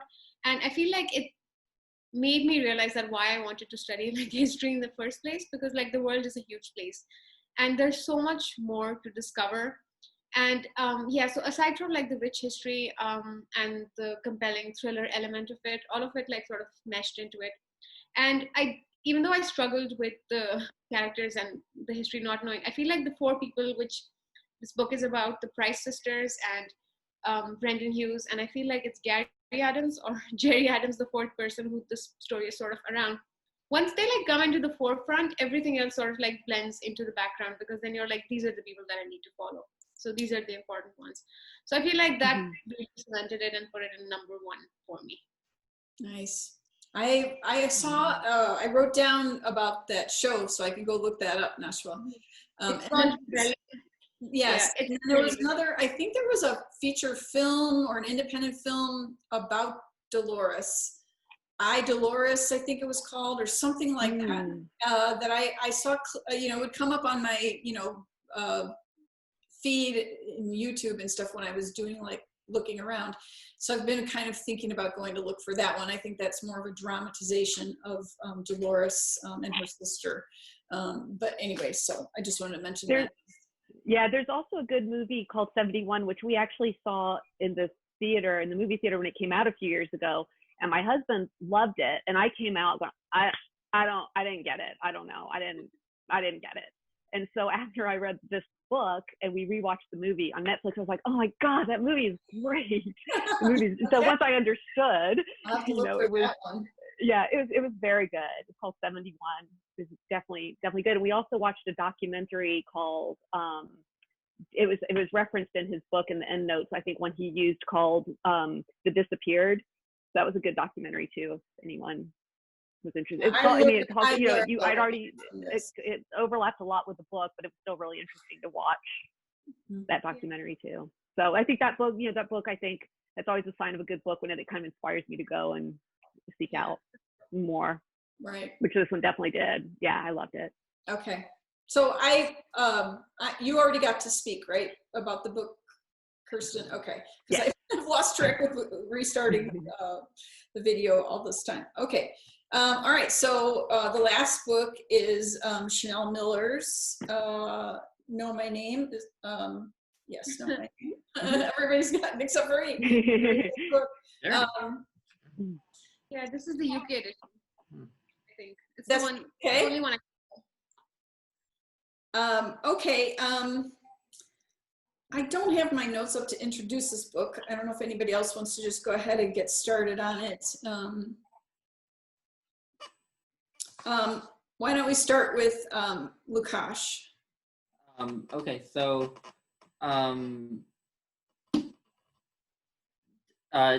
sorry, did you want me to introduce it, or should I just go into You can do both if you want to. Oh, okay, so, well, anyway. I'm sorry. No, that's fine. So the book is a memoir about Chanel Miller is the woman who was formerly known to the public as Emily Doe, who was sexually assaulted by a Stanford freshman, I think, named Brock Turner. And the case was very publicized. His trial was very publicized. And especially after he was given a very lenient sentence of only 6 months in county jail, and also after Chanel Miller's victim impact statement went viral. And it just stirred a lot of discussion about sexual assault in America and the way that we perpetuate it and allow it to happen and talk about it and all these things. And this is her memoir, where she sort of comes forward and obviously reveals who she is, and just tells her story from the night that she was raped to all the way to when the sentence was passed and when her victim impact statement went viral. And so this was my number one, obviously, since it's the last one. I just thought it was really powerful. I just thought it was really well written, and even though I knew how the case ended, like, even though I obviously knew, because I heard the news stories about it, even though I knew how it ended, I was still just thoroughly on the edge of my seat in a weird, again, sort of similar with Say Nothing, in a thriller sort of way, where I was just interested to see how this went down in the courtroom when it happened. What did people say? How did people perceive this incident? And and there's that. There's just how well written it is. And then there's just like the insights. I mean, I think the insights from it have gotten a lot more well known since that whole storm over it. So perhaps, again, like with Made, they're not perhaps as original as they were before, but they're just so well done and well put and made so immediate that I didn't think it mattered. I liked it. All right, we'll just keep going around in our little square. So Nashwa? So for me, this was the only book that I had read before, and I read it last year when it came out. And I remembered the case because her victim impact statement went viral. I think this was around 2016, something like that. And I remember it, like it popped up on my Facebook while I was at work, and I remember reading it, and I was like, wow, like the kind of, it was one of those things that was seared in my memory. So when initially this book came out, I watched an interview of hers with Trevor Noah, and it was it was a fascinating interview. It was like 5 minutes or something, and I was like, I really want to read it. So then I ended up buying the ebook. And the first time around, I was reading on my Kindle, I was highlighting, and then I lost the file. So I was like, all my highlighting is gone. So from there, like when it was announced for the Booktube prize, I was like, I read this, I loved it, but I just want to see how it stands compared to all the other books that I'm reading, because it's not really fair to go with my previous rating. And when I read it again, I was like, no, for me, this is number 2 on my list, and this remains as powerful and as strong, as compelling as I remember it, because this, like Lukash said, like this is not really a story that's new, right? Like we hear of these incidents in so many different cases, but like the way she tells it, it sort of like makes you more believe, like makes it more, I don't know how to say this, but like she takes you by the hand and she's like, here, let me put you in my shoes and like show you how it is, because we all know that victims are treated like not well. They're basically treated like they're the ones on the stands, they're the ones who did something wrong.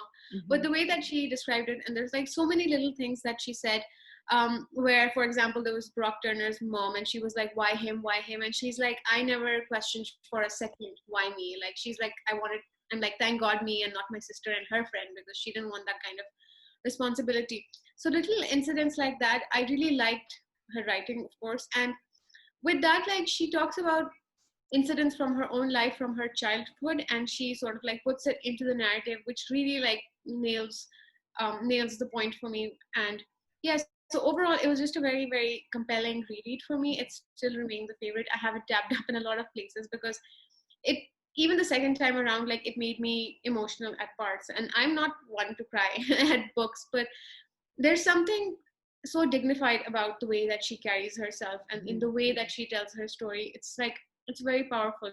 And from this experience, she doesn't like come out bitter. And I think she expresses her anger a lot, because I feel like that's, you don't know how to deal with it, so it comes out on your family and the ones who are close to you.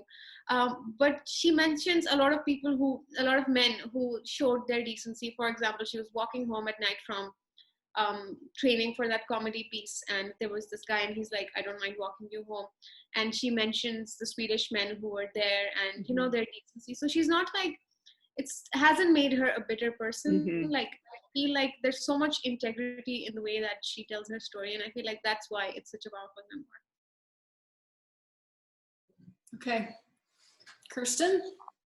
Yeah, I loved it. I thought it was great. I think I said earlier that Say Nothing was like the clear number 1 for me, but it really was pretty close with these two. I thought the writing was really good. The only thing I guess that detracted a little bit for me, I think it may have been could have been edited down a little bit. Also, I think I said that about another one, because it was so powerful and everything she said. She was so well spoken and really all of it hit home. But there was just so much. I feel like she had tried to include every journal entry, every thought she'd ever had. She kind of included all of them.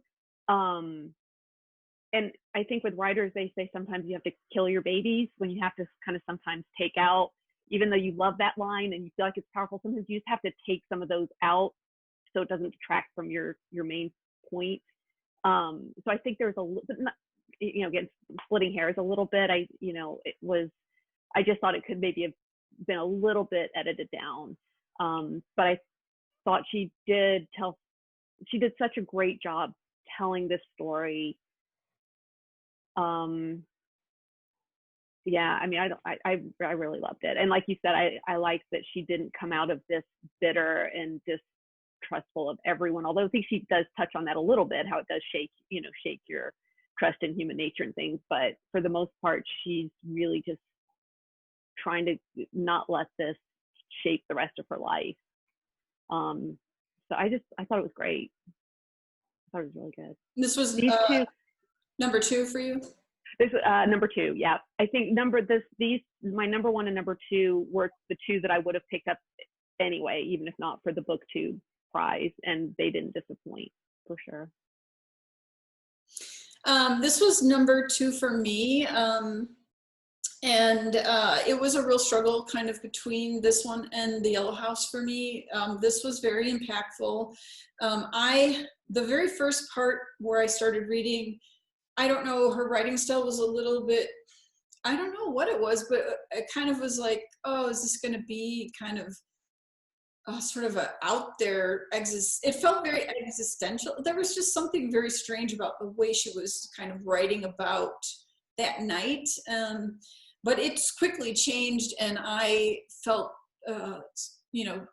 she really, really brought me into what she was feeling. I would very much could feel everything that she was feeling and how it, felt. And I think the biggest message for me in the book was the impact that it was going to cause everywhere in her life, and how there was just like no way to ever go back to the life you had before because of, what had happened to her, and how she was going to be, looked at, how the whole court experience and how kind of painful all of that was, how impactful it was to her whole life.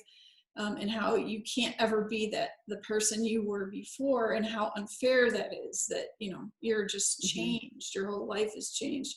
And that really impacted me. But the hopeful part of it was how she made it through there, and all the things that she sort of did to know herself again. And that's what I felt like the title was very good for this. It's like, not only did it was, I want you to know my name now.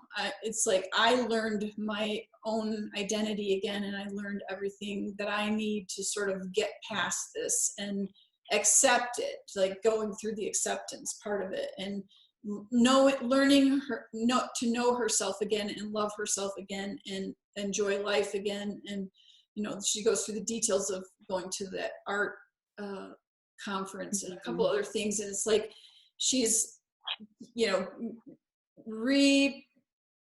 getting her life back together. And and I went and watched a couple of videos and of her talking with Oprah and a couple other people, and she's very poised, and it was just I thought of all the books, I thought that the writing in this book was exceptional as far as how good her writing is.